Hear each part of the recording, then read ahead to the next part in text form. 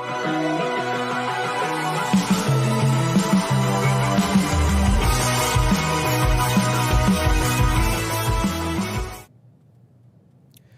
to paraphrase the great Lou Brown from Major League Two, the Saints won a game last week, and they won another game this week.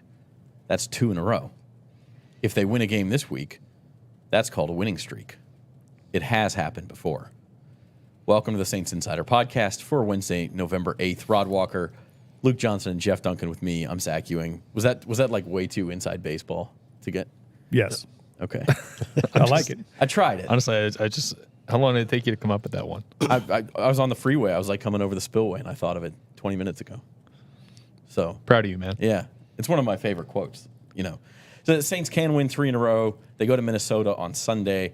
We'll talk a little bit about that Bears game and whether that should make you more or less optimistic. We'll dig into the Vikings game, some of the defensive problems, maybe talk a little Josh Dobbs, a little bit of everything on today's show. I want to remind you that Saints Insider is sponsored by Bank Plus. Their banking decisions are actually made here in New Orleans by local bankers who know the community and take the time to know you.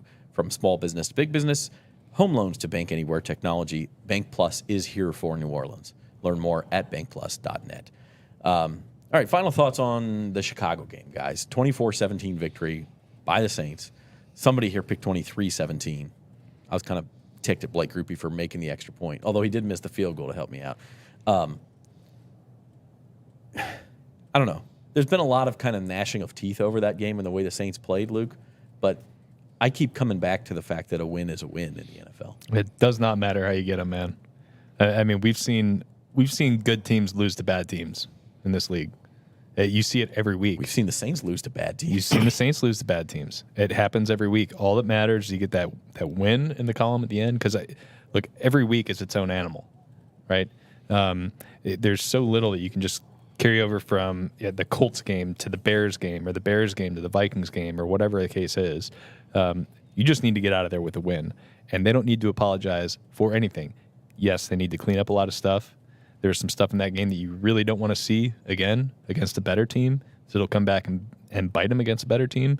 But all that matters is they're out of there 5-4. We want to see them play better in a lot of aspects. But that's all that matters at the end of the day. I'll take the glass half empty.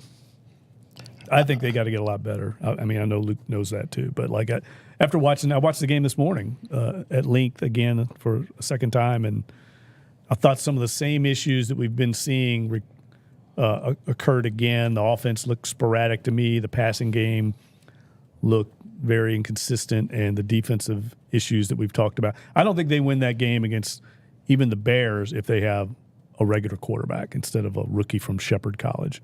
I think his inexperience showed in that game, and I think if they don't play better, there's no way they're going to beat the Vikings. Yeah, I'm with Jeff on that. I think, because I know last week I was one of the ones who said that I thought this was one of those games they needed to win convincingly just to prove to people that they've actually turned the corner. I just think they didn't do that, so I think we're kind of still in that same spot, not really knowing how good this team is. And I do think they played a team that, like Jeff said, with a quarterback that wasn't great, which is why I thought they would blow this team out. I just said, but I thought Tyson Bagent looked decent in the first half, and so I just think we still need to see more from this team, which is kind of what Luke is saying. So I guess we're all kind of saying the same thing, but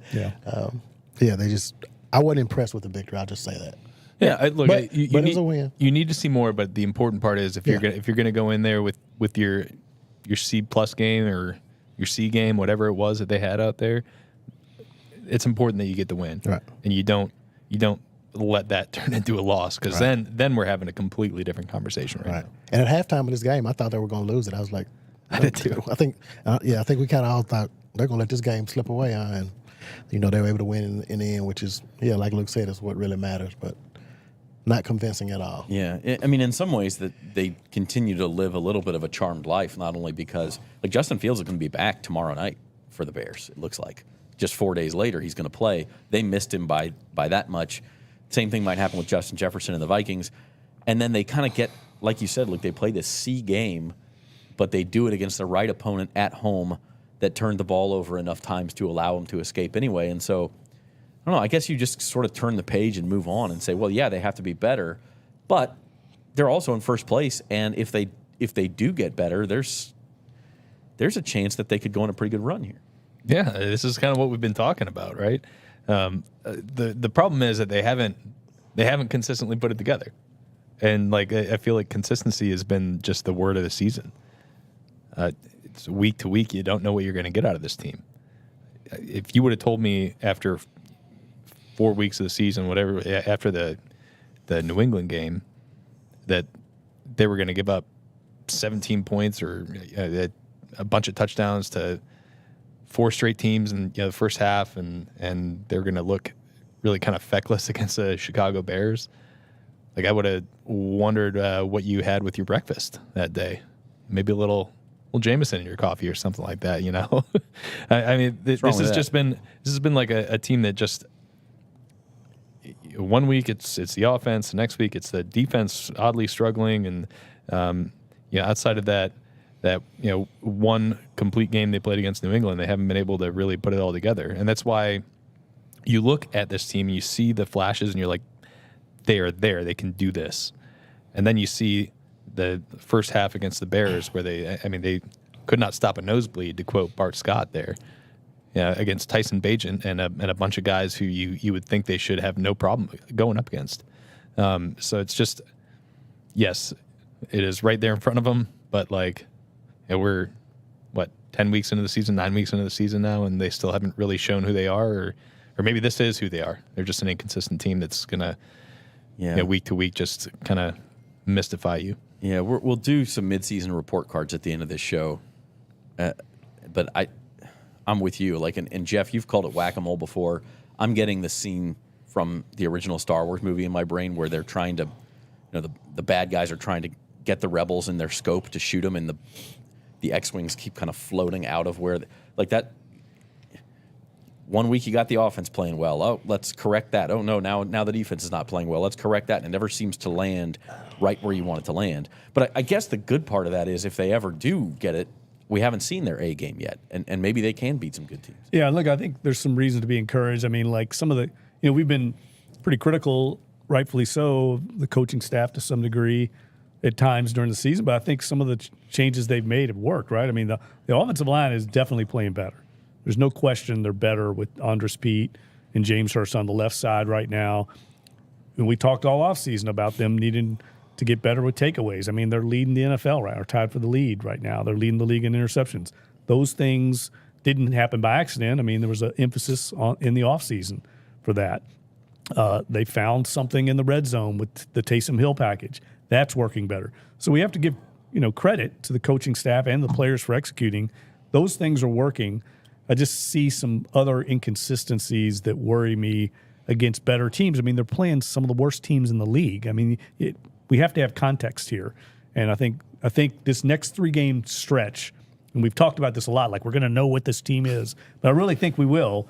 Vikings on the road, they're 5-4, and one of the only teams with a winning record they played. Then they have to go to Atlanta. That's a rivalry game after the bye week. And then they get Detroit, who's certifiably a playoff contender and maybe a Super Bowl contender. Who knows? Those 3 games, I think, after this will be a litmus test for where this team's at, more so than the Colts and the Bears.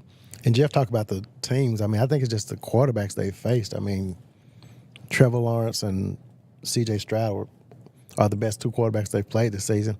And I don't think those guys are quite elite. Yeah, I think they're really, really good. But I don't think they're in that elite class of quarterbacks. And they've just barely got by. So I just think when this team plays some really good quarterbacks, which they really don't in the regular season. Lawrence and Stroud are probably the best ones they will see. Right. Yeah. So they won't see a good one until the playoffs or something when they make it. So Jared Goff is solid, but the point remains. Yeah. But kind of to Jeff's point, is like we're going to run out of time. After these games, we'll know who they are. After these games, we'll know who they are. And at the end of the year, you could easily see this team being 9-8, and we still don't know who they are as they go into the playoffs because they were in such a bad division. Actually, we do know who they are. I think that means that we do know who they are. But right. I know what you're saying, but yeah. But that's also the thing too. Like, if 9-8 gets you into the playoffs, like who cares? You just get in there, and I think teams do it all the time where they struggle and scuffle throughout the regular season and then they catch fire at the right time. And this is absolutely a team that, like, if it does play its A game, which, like, who knows? We haven't really seen it. But if they do, I mean, they've got a really good defense. They have a very potentially a very explosive offense. Like, they could make some noise in the playoffs if they get there. But they got to get there, and they got to be on the upswing when they get there. If they can hit that A game, Yeah. in the playoffs, yeah, they could beat good teams, but we just haven't seen it yet. So one specific area in which the Saints have really, I think, struggled surprisingly the last 4 weeks is the defense in the first half. We've talked about it before, but it's now becoming like a trend. I mean, this is 4 weeks in a row, going all the way back to the Houston game, where Houston was moving the ball in the first half, and they shut them off in the second half. Then the next week it was Jacksonville on the Thursday night. Jacksonville went up and down the field. They got the big one late, but other than that, kind of turned it off in the second half. Then it was Indianapolis. Indianapolis goes up and down the field, kind of a shootout in that first game. Fell behind again, turned the faucet off in the second half. Same thing with the Bears on Sunday. What's the deal? Like, Jeff, you've talked about halftime adjustments don't really exist. Halftime is 13 minutes in the NFL. Like, that's not long enough to make some crazy schematic adjustment. So what is the reason the Saints have had such success in the second half, but have put themselves in a position where they have no margin for error? Yeah, I'm not that worried about that aspect. I think it's kind of human nature here playing into it. I mean, they're playing bad teams. We know the defense is good. I mean, when the defense brings its A game, when they have to turn it on, they shut people down. I do feel like you can tell Dennis Allen's bothered by it, right? I mean, Dennis Allen's brought it up, and he was clearly perturbed after the game that they have to turn this switch on, like you said, at some point. But to me, defense, half of it's just effort and energy, and for whatever reason, playing these bad teams, they just haven't had to turn it on. But I'm really not worried about it. I think it could be a dangerous precedent they're setting, but this defense is good. It's healthy. We're seeing an emerging Paulson Adebo, at least when he's playing, rookie quarterbacks from Shepherd College.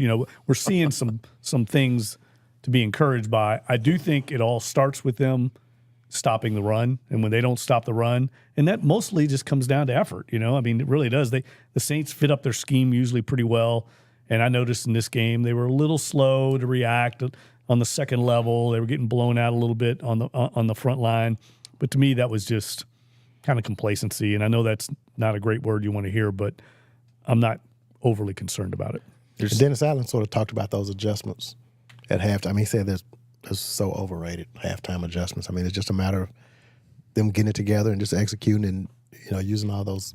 I know that's kind of cliche-ish, I guess, but it's just a matter of them executing in the second half, and that's what they've been doing. They don't come in there and change anything at halftime. They just start playing better. Just played better, but Harder, play harder. I guess my thing is I would agree with you, Dunk, except it's been 4 weeks in a row we've seen this now, and you would think that after 2 or 3 times you'd say, okay, we got to cut this out, and that mental aspect of it is fixed, but it hasn't been. Yeah, and I think there's 2 things that are really concerning to me about this. Number one, if you're watching those first halves from the last few weeks, quarterbacks have all day to throw, which is never good in the NFL. It doesn't matter if you're playing Tyson Bagent or Trevor Lawrence. They're going to carve you up, and they have in the first half of these games. So I think they've got to try to do something here to get this pass rush going. We saw it last year. They're having a really hard time getting home with their front four.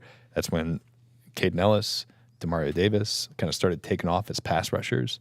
There's drawbacks to that, obviously, if you're using your linebackers and your defensive backs to blitz, but like they got to get something going there. And then number 2, the thing that's really concerning is their run defense that was really good against some bad teams earlier in the year has really started to sag lately.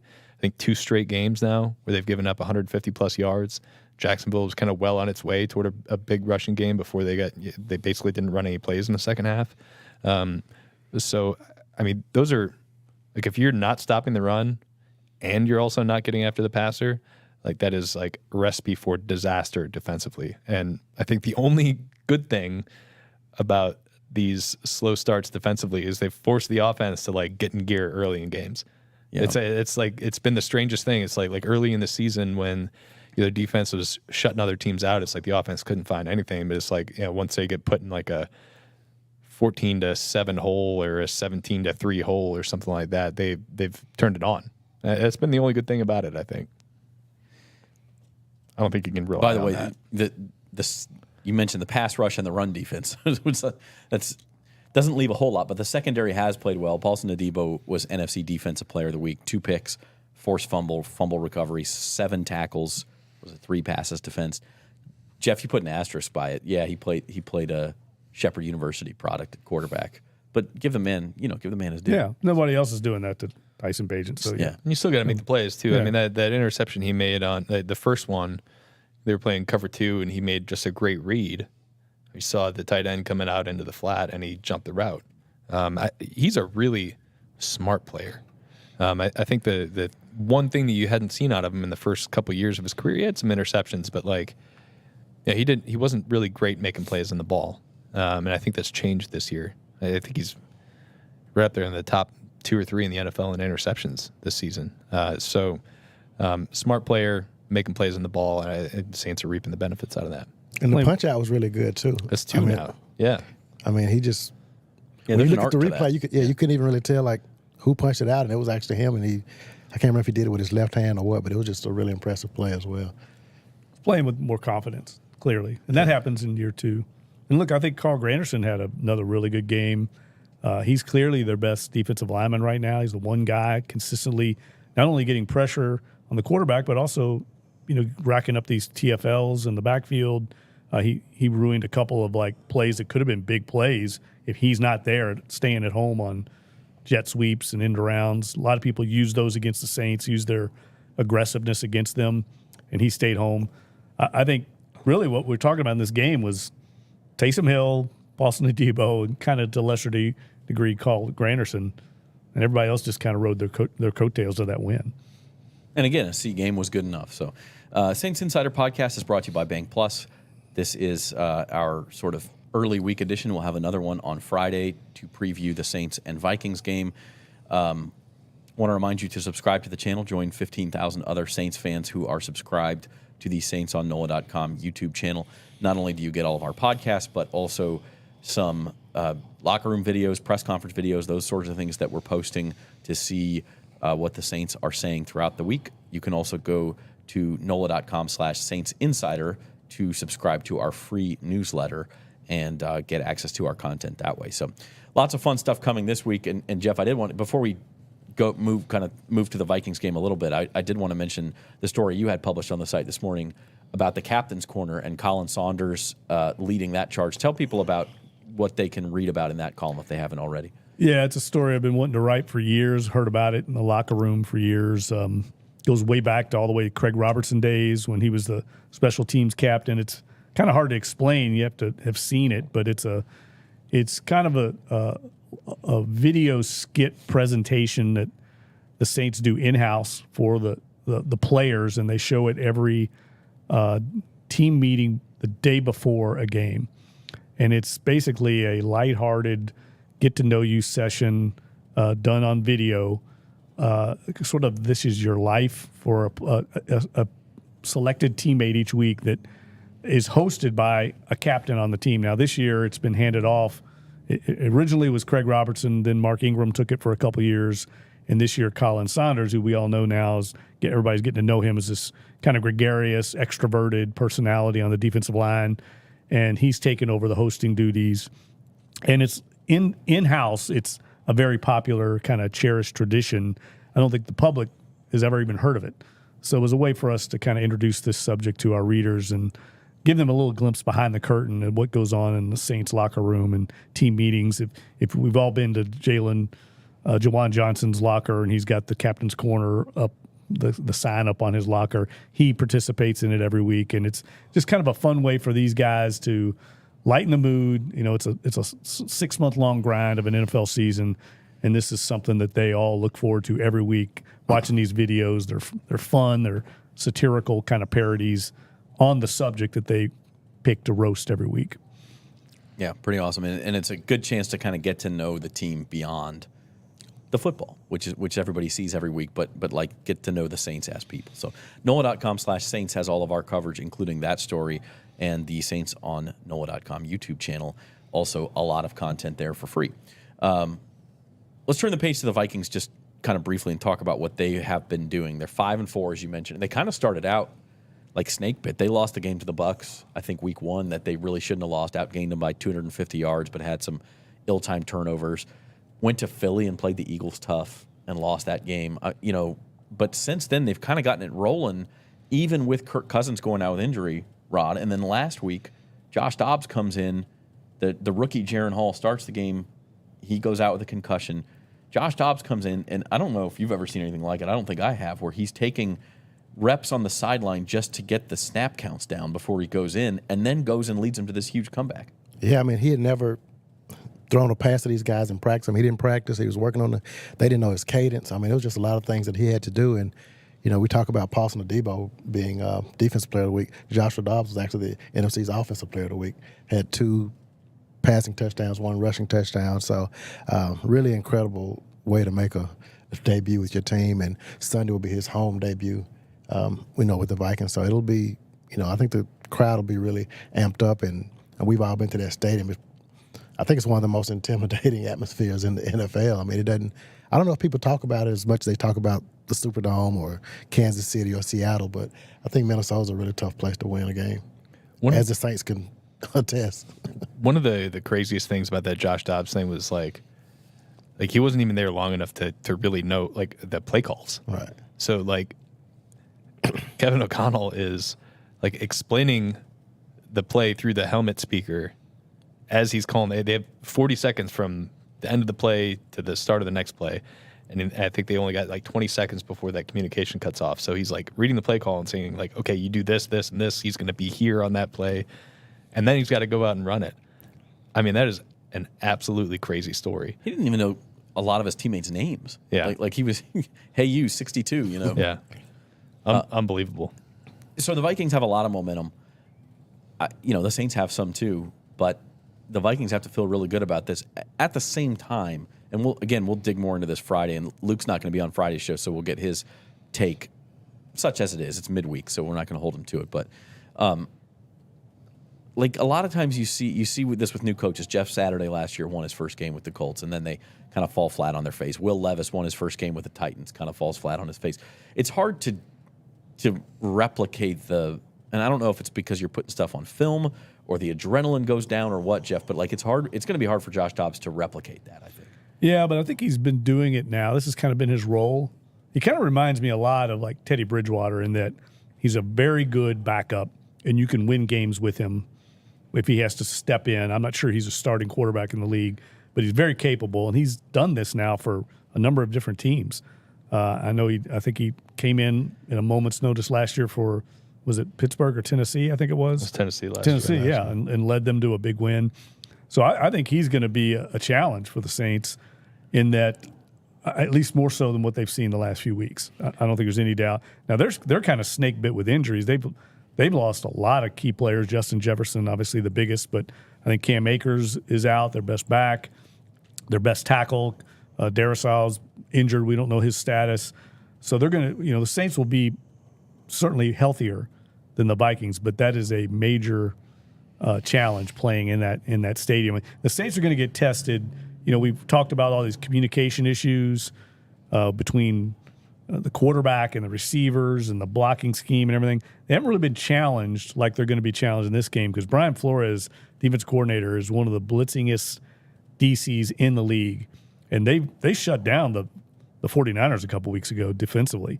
I know they've had their problems on that side of the ball, San Francisco, but that's a very good team, and there was no fluke about the way the Vikings won that game. Now, they had Kirk Cousins, but defensively, I was very impressed with what they were doing. They've won 4 games in a row, one of the hottest teams in the league. It's going to be a big challenge. And I'll say this about Josh Dobbs. He might come back to earth a little bit, but he is the Saints are finally going to get their test against one of these mobile quarterbacks. Right, they missed out on Justin Fields. They missed out on Anthony Richardson. They're not missing out on Josh Dobbs. I think he ran for 66 yards. 66 yards against Atlanta in not even a full game. Had a couple, one really clutch big scramble on a 4th down play. He can hurt you with his legs, and he has throughout his career. This is kind of who he's been since he was at Tennessee. So, I mean, the Saints have had this issue now for years. It doesn't matter who the quarterback is. If he's like a mobile quarterback, if he's a quarterback that runs better than like a 5.2 40, he's got a pretty good chance at running, getting a couple big runs against that defense. So they got to be on their P's and Q's there. But I'm not super confident because they haven't done it like ever. And this is a week that Josh actually gets to practice with his team. So Yeah, the guy was like an aerospace engineering major. He reminds me of you, Rod. You have this fancy degree, and now you end up as a sports writer. He ended up as a quarterback. Like, I think I'd take his route over my route. Well, he's making more money than you are for sure. But like, I don't know. I mean, you're right. With a whole week, who knows what this guy could come up with now if he showed he could do that without practicing. Yeah, and I think, like Luke said, that's been the Saints' Achilles heel not this season, but just over the past few years. They just really struggle with quarterbacks who can get outside the pocket and extend plays and run downfield. And so they're going to have to really be able to contain him if they want a chance to win this game. Dunk, I have to give you credit for blitzingist. That's a great word. Is that a word? I'm not sure. It's a football word. I word. thought about it later. It might not be a word. I'm just going to add it to the Merriam-Webster dictionary. Yeah, I'm pretty sure it's not a word. But look, that's going to be a big test for this offense is can they handle all that stuff at the line of scrimmage? Yeah. Especially if they get to third down. To me, that's how the Saints' chances rise or fall on that one aspect. Teams have beaten the Vikings this year. Vikings have given up their share of points and everything, but Flores is. You're absolutely right about that. He is going to throw the kitchen sink and then the refrigerator and whatever else they have at their disposal against the Saints. And I would too, because the Saints have gotten a lot better lately at protecting Derek Carr. But they haven't seen anything like this. They haven't seen a pass rusher of Daniil Hunter's caliber, maybe outside of Josh Allen in the last couple of weeks.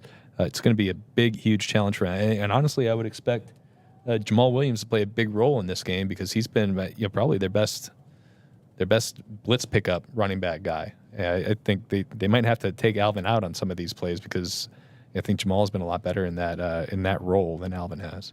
Yeah, it's a crazy, interesting game. The Vikings are not a good running team, which probably helps the Saints. They don't have their best receiver. They don't have their quarterback, but they have all these other aspects that you guys are talking about that will challenge the Saints pretty specifically. So 2 5-4 teams, be a big game. We'll do our full preview on Friday. I don't assume you have your prediction ready yet, Luke. It's not ready yet, but I'm thinking I'm going Kool-Aid free this weekend. Kool-Aid free, okay. Yeah. Well, we'll let you know Luke's prediction and all of our picks on Friday's show. In the meantime, speaking of the second half of the season, we're right at that. We're 9 games into a 17-game season. They have the bye week to come, so 9 out of 18 weeks are gone. Let's do a little report card as we wrap things up on this Saints Insider podcast. We're going to start with the offense, and we'll go around the room here. Rod, A through F, what grade are you giving this Saints offense this year? I'm going to give them a C, and that's probably being a little generous, but I think the last few weeks they probably would have been a D before the past 2 weeks, but those red zone woes at the beginning of the season were just the team was pretty bad on offense. That's all we talked about was how bad is this offense and can they get it together. So I'm going to go with the C, and I think that's being a little generous probably. Did a little extra credit in the last couple weeks to get that C. I was thinking about this, kind of fighting the temptation to just give them C's across the board because they've just kind of been, okay, they've done about what you expected, nothing better, nothing worse. Do you guys agree, disagree with a C? It'd be like a low C- for me. Like if you're talking about like the scale that I had growing up throughout school, they get like a 71, like just above a D. They haven't run the ball at all year. They're consistently every game their top running back is averaging like 3.5 yards a carry. It's been completely on Taysom Hill. Their passing offense is not nearly as good as it should be. It should be really good, and it has been mediocre. Their line play has been just okay. I think they don't do a very good job at taking advantage of all the weapons they have. I think their play calling has been just okay. So the only thing saving them from a D has been the last couple of weeks, but they went 27 against the Jags or something like that. Was it 27? 31-24. 24 against the Jags, 38 against the Colts, 24 against the Bears. Those point totals should win you games, especially with this defense. So they're a little on the up and up, but they got to get better in so many areas for me to really consider them having a really strong passing grade. Depends on how much of a curve you're grading on here, what your expectation was coming in versus what they're producing, and that'll be interesting. Well, I think the expectation should have been high. Yeah, they spent $150 million on a quarterback. They convinced Michael Thomas to come back. They've got good weapons. They invested in the running back room, so it wasn't just all on Alvin Kamara. Like, I think the reasonable expectation for this offense was that they were going to be a good NFL offense. Maybe not a great one, but like a top 15 offense. They haven't been that. They've been like bottom 12. Yeah. So I think that yes, you should give them a little bit of a pass because like they're breaking in a new quarterback who's learning a new system, and they deserved a little bit of time to figure it out. But we're 9 games in, and they are still having a lot of the same problems they had at the beginning of the season. So like I think it's fair to say like that the curve is what it is, and they're still like a C- team offensively. So Professors Walker and Johnson have a C and a C-. What about you, Professor Duncan? Yeah, I would say C-. I mean, grading on considering the context of who they played, I agree with Luke. I mean, there's more talent here, and the rankings kind of belie how maybe average they are. I know the rankings don't look that bad, but they've been playing. They're not playing the elite teams in the league, the Cowboys, Eagles, 49ers. I mean, the really good teams, I think, would really cause havoc against this offense. And they haven't had to face any of those, so I think you have to take that into context. And there's more talent here, especially the quarterback play has been disappointing to me. Even last week, I didn't think it was on point. So I think the Saints would tell you they expected more internally, and it hasn't materialized. All right, defense. Rod, we'll come back to you. What grade do you give the D? I give the defense a solid B. I mean, I think if they hadn't played as well as they have been playing, this team is probably, 3-6 instead of 5-4. So I do think some of the issues in the past few weeks is a slow start, a little down, but I give them a B. Solid B. Yeah, this has kind of gone the other way. After a couple weeks, you'd say solid A, and it's slipped a little bit. Yeah, I think I'd go B too. The takeaway is huge. That was like such a huge part of last season with their struggles last season. If they would have had the takeaway numbers they have this year, last season, I think you would have been talking about a playoff team. So that part was huge. I'm disappointed in those things I was bringing up earlier, the pass rush and the run defense. But then when you look at the overall numbers for this team, I still think they're one of the best pass defenses in the NFL. It's been almost 2 years since they gave up a 300-yard passer. I think even like a 280-yard passer. They're really solid. I just don't think they're playing up to their ability, like fully. All right. So we have a little note on the report card that says it's a B, but you're better than this. You're an A student. Yeah. Like it would do what my dad said whenever I would irritate him or come home with a C+ on my report card and just shake his head and go, "You have so much potential." Disappointed in you, son. That killed me. All right, Jeff. Yeah, same thing. I mean, I feel like quoting one of my favorite movies, Beautiful Girls, where you have this famous scene where they're rating the girlfriend of the lead character, Timothy Hutton, and his personality, looks, and their rating, and everything was a solid 7.5. That's kind of what I feel like the defense is, a solid 7.5 on a 1 to 10 scale. It's just the takeaways are huge. I mean, that is big. I think I heard a stat on the broadcast last week. They've got a takeaway in 14 consecutive games now. So it kind of started at the end of last season, this takeaway spree they're on. And I think that's tied for the most in the league, the streak. So without those, you'd be a little more concerned. But their pass defense is as good as anybody in the league. And I don't care who they're playing. I mean, those guys, they know what they're doing. They just kind of rise and fall against the level of competition. That's the one concern, is playing to the level of their comp. For a second, I thought you were going to say Animal House with Dean Wormer giving GPAs out. Yes. So speaking of that, let's do coaching staff. Oh, well, I mean, I'd have to say a C right now. I mean, this team's healthy. I mean, we've talked about that. I mean, they're one of the healthiest teams in the league, so there's no real excuses now. They have an easy schedule. They're healthy. There's really none of these intangible aspects we've talked about before. But it's just hard to say. I mean, this team feels like it should be better than 5-4, considering who they played and some of the games they've dropped. So I think they've underperformed so far, but they're still, everything's in front of them. We'll come back this way, Luke, on the coaching staff. Yeah, I agree with that. That's a C. I think Pete Carmichael's improved since he was just kind of under fire at the beginning of the season. I think Dennis Allen is just kind of doing enough to keep the ship steady. But like nothing's really spectacular here. So I'll give him a C on that as well. Although I do agree with Duncan's point that he made in his column on Monday and also earlier on the show. I think they've pushed some of the right buttons lately. So I'm encouraged by the direction it's heading. Yeah. All right. A lot of expectations that this would be different for Dennis Allen, Pete Carmichael. Or do you agree with C there, Rod?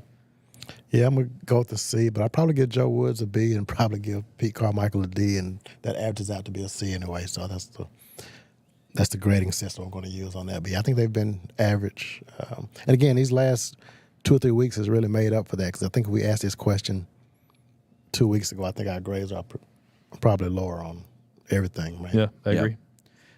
Team that could be 3-6 and could also probably be 7-2. I mean, that's how many games they've played that could have gone either way. And as you said, Jeff, probably their most difficult 3-game stretch of the season at Minnesota, at Atlanta, home for Detroit. I don't think they have 3 games in a row anywhere else that are that difficult. So we'll find out a little bit of what this team's made of. We'll be back Friday to preview Saints Vikings. It'll be 3 of us plus Matt Paris will be here instead of Luke, and we will talk to you then. The Saints Insider Podcast is brought to you by Bank Plus. Check out our content on NOLA.com/Saints, and also check out the Saints on NOLA.com YouTube channel and subscribe and hit the like button for us. So we appreciate all of you, and we will talk to you on Friday.